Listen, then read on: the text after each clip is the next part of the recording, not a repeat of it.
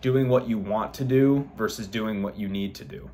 My name is Blaze Assign, and I help young men break bad habits, build confidence, and develop self-esteem.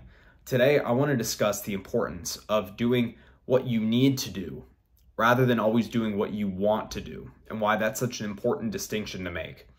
By the way, sliced my finger open today. Not great. It's actually pretty bad cut, but we move forward. No big deal.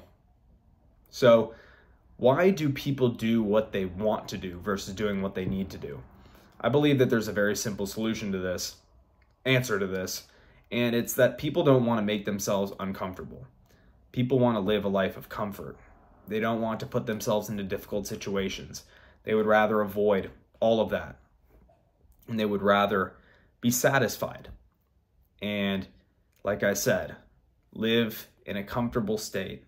Never feel that feeling of, ooh, what's going to happen next? They want everything set in stone.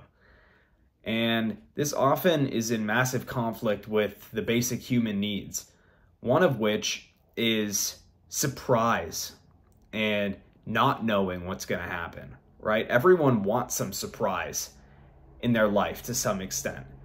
And the people that kill all surprise in their lives, those are the people that, you know, like one of my great mentors that I look up to, Ed Mylett, says, they die when they're 80, but they actually die when they're in their 20s. It's a sad fact that some people just die much earlier in their life than they actually physically die. And that is a result of living a life of comfort and a life of wanting to know the next step all the time. That's a sad life. For myself personally, I'm the complete opposite. I don't want to know what's going to happen tomorrow. I want things to change like this. I am really not someone who craves comfort in my life. I'm not someone who wants to feel secure all the time. I want to be on my toes sometimes. I want to get pushed and challenged so that I can get tested. Because ultimately, I believe that life is a test about whether or not you can handle going through certain things. Just like when I had a big medical emergency, appendix burst. I didn't know that was going to happen. But that event was the single greatest thing that happened to me. Even though that a lot of people wouldn't see it that way. Losing 30 pounds in a week. Going through hell. But finding who I really was by going into silence for days on end. That was the greatest blessing of my entire life. None of that was planned. None of that was expected. Okay? There are many other examples in my life where things weren't planned, and often some of these things were difficult, like the event that I just described. These were difficult moments in my life, but through trauma and through tragedy, I found who I really was. Those moments are defining moments. They are the things that define who we are. So I don't want you to keep doing only what you want to do. Okay, sometimes you can't just do what you want to do. If something comes up and surprises you, you need to do what you need to do. Do what might be the scary thing, but you know that that thing is going to propel you and take you to where you want to go. Right? There are certain examples of this in life. You know, some people drop out of school and it's not what their parents want them to do, and it's a scary move. And the simpler move would just be to stay in school and not go ahead and build their business and go do something else, take a non-traditional path because they don't feel like they belong there. But when they don't do what they need to do deep in their heart, they'll regret that for the rest of their lives because they're doing what they want to do. That's the comfortable thing to do, to appease the people in our lives, to feel secure, knowing I'm going to get a pretty decent job out of college, most likely. That's not even guaranteed, but most likely I'll get a decent job, have a decent apartment, and a decent life for the rest of my life. A lot of people don't want this, including myself. I can't stand the idea of that happening. Everyone has their own path, and you just need to come to the grips with yourself. If you do want great things, you have to understand that some people just want average and ordinary lives, and that's okay.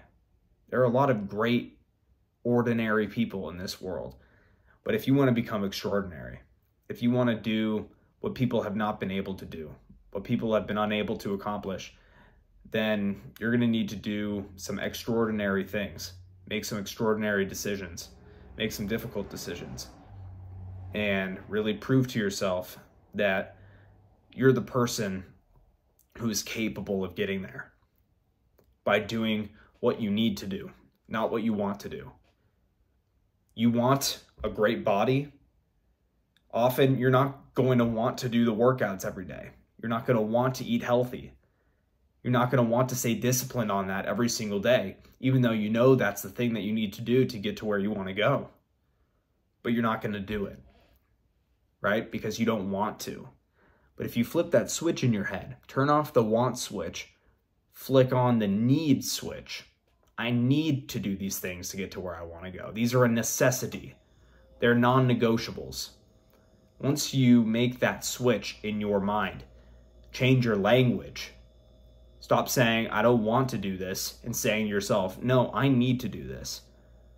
And I don't want to do the things that are going to hinder me from getting to where I want to go.